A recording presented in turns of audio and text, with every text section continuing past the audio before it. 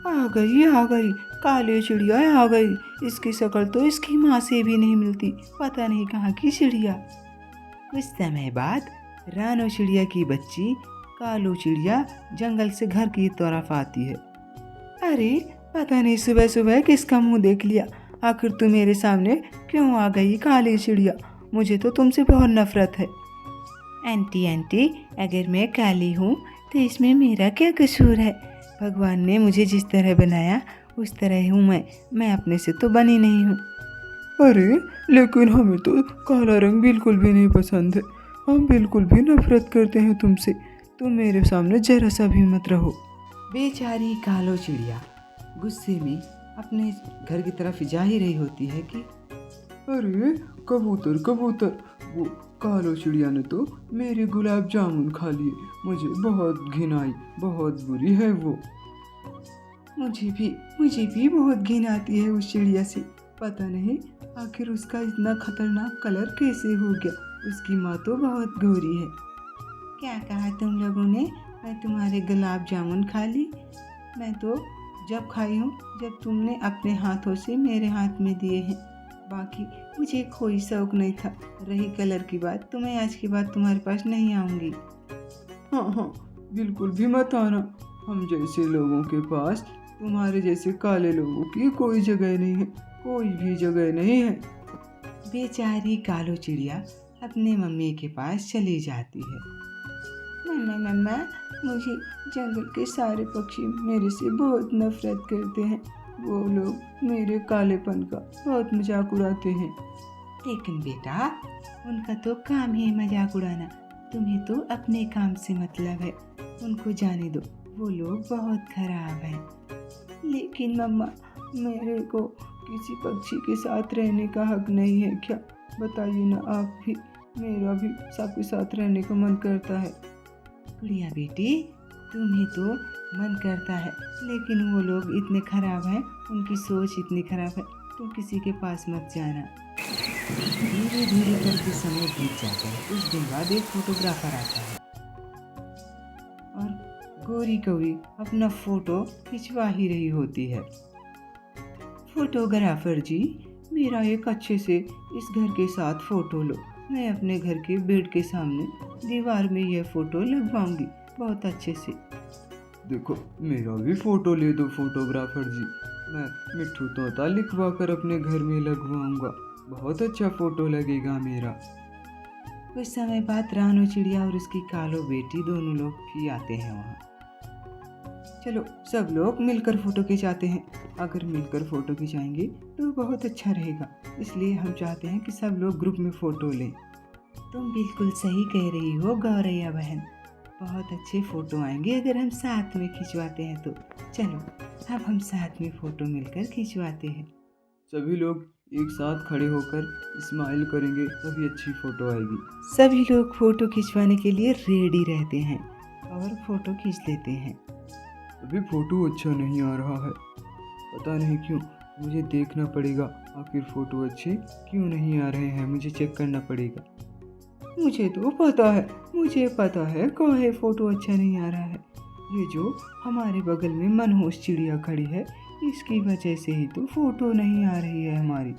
मुझे तो उस काली चिड़िया से बहुत ही ज़्यादा नफरत होने लगी, पता नहीं क्यों। अब तो मैं उसे देखना भी पसंद नहीं करती कि क्यों सामने आती है वो। रानो चिड़िया और उसकी बेटी कालो दोनों लोग अपने घर की तरफ चले जाते हैं। क्या बोला था गोरी आंटी ने, पता नहीं कहाँ की मनहूस है। मुझे पता है क्यों हम लोगों को फोटो अच्छा नहीं आ रहा है, यही बोला था ना। और मेरी मम्मी को बोला था, मेरी मम्मी भी अच्छे से ज़िंदगी नहीं जी पा रही है मेरी वजह से। ठीक है, अब मैं इस चिट्ठी में लिखकर और मैं इस घर को छोड़कर चले जाती हूँ, तब सब लोगों को आराम मिल जाएगा। मेरी मम्मी भी नहीं जी पा रही अच्छे से मेरी वजह से। बेचारी रानो चिड़िया घर छोड़कर वहाँ से चली जाती है।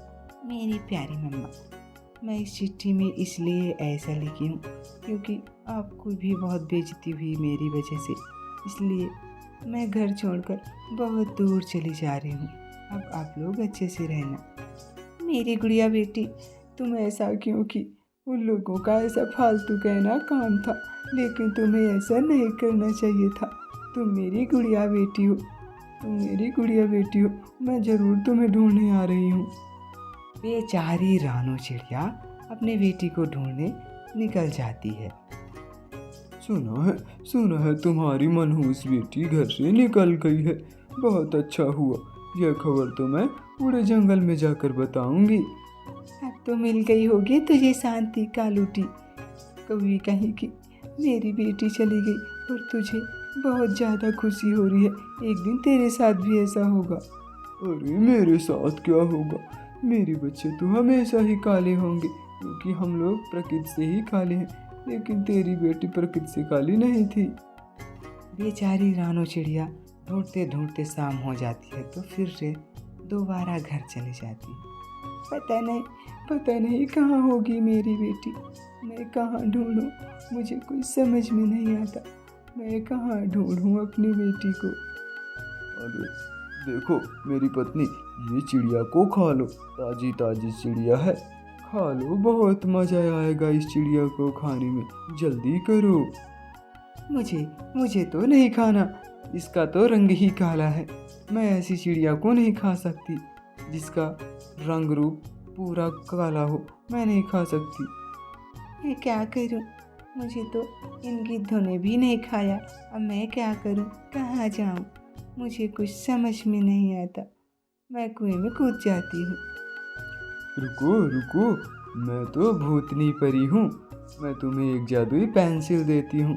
तुम इस पेंसिल से लेकर जो भी कुछ बनाओगी वो असली हो जाएगा। समय बीत जाता है और दूसरे दिन बेचारी काली चिड़िया अपनी मम्मी के पास जाती है। मम्मी, ये पेन है जो, इसमें से हम जो चीज़ बनाएंगे वो सब असली हो जाएगा। आप किसी को मत बताना इसके बारे में। दोनों लोग मिलकर बहुत अच्छे अच्छे फल बनाकर और खाकर अपनी अपनी अच्छे से ज़िंदगी गुजारने लगते हैं। एक बार तेज की बारिश बढ़ती है और बहुत सारे जंगल में आग लग जाती है। अब जंगल में खाने के लिए कुछ भी नहीं बचता है। फिर क्या होता है? मेरी कबूतर बहन, अब तो जंगल में कुछ भी नहीं है। हम क्या खाकर अपना जीवन बिताएंगे? सुनने में आया है कि वह चिड़िया तो बहुत फल रखी है। हाँ, मैंने भी सुना है कि उसके पास बहुत सारे फल हैं। अब हमें ज़रूर उसके पास मदद लेने चलना होगा। हम लेट नहीं करें, जल्दी चलें। ये लो, सब लोग ज़रूर ज़्यादा से ज़्यादा फल खाओ और अब हम सब मिलकर रहेंगे। लेकिन तुम्हें तो हमारे रंग से दिक्कत है। हम सब माफ़ी मांगते हैं। हम मिलकर ही रहेंगे। हम तुमसे माफ़ी मांगते हैं। तुम हम लोगों को माफ़ कर दो। अब हम साथ में रहेंगे, एक साथ मिलकर रहेंगे।